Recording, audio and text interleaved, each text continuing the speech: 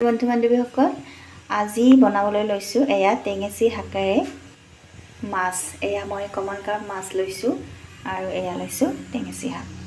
টেঙেচি আৰু মাছৰ আঞ্জাৰ বাবে এয়া মই 4 পিচ মাছ ল'লোঁ।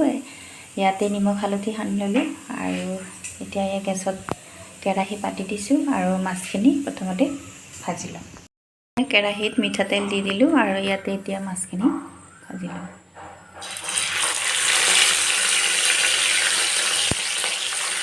তেল পুৰা গৰম হৈ গৈছে।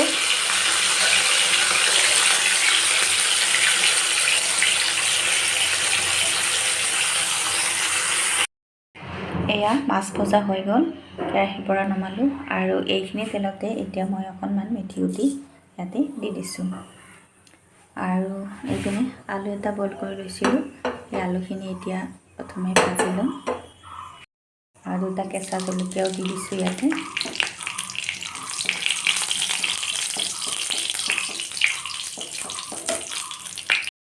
এয়া আলুখিনি নিমখ হালধি দি অকণমান ভাজি ল'লোঁ আৰু টেঙা আঞ্জাত একো মছলা পাতি নালাগে। ইয়াতে অকল মেথি গুটি বা পাঁচফোৰণ, জলকীয়া, নিমখ হালধি এইখিনি হ'লে হৈ গ'ল।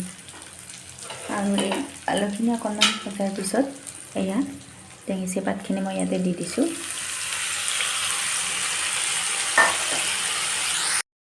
যিহেতু শাকখিনি এনেই গলি যাব, সেইকাৰণে এইখিনি কাটি নল'লে হয়, এনেকৈ দিলে হৈ গ'ল আৰু এইখিনি 5 মিনিটমান সময় ঢাকি থৈ দিম। এয়া আলু আৰু টেঙেচি পাতখিনি ভাজি ল'লোঁ আৰু এয়া আলু সিজোৱা গৰম পানীখিনি ইয়াতে দি দিছোঁ। আপোনালোকে যিমানখিনি লাগে আপোনালোকে পানী দি দিব। মই এইখিনি পানী দিছোঁ 4 পিচ মাছৰ কাৰণে। এইখিনি এতিয়া ভালদৰে উতলাব লাগিব। এয়া টেঙেচি শাকৰ আঞ্জাখন উতলি আছে আৰু ইয়াতে এতিয়া মই মাছখিনি ঢালি দিছোঁ। এইখিনি এতিয়া 10 মিনিটমান সময় উতলিবলৈ দিওঁ আৰু তাৰপিছত আমাৰ টেঙেচি শাকৰ জোলখন হৈ যাব। আৰু ফাইনেলি এয়া টেঙেচি শাক আৰু মাছৰ জোলখন হৈ গ'ল। তো গাইজ, কেনেকুৱা লাগিছে দেখি? লোভ লাগিছেনে? এয়া টেঙেচি শাক আৰু মাছৰ জোলখন হৈ গ'ল। এতিয়া আমি এয়া গৰমে গৰমে ভাতৰ লগত পৰিৱেশন কৰিম।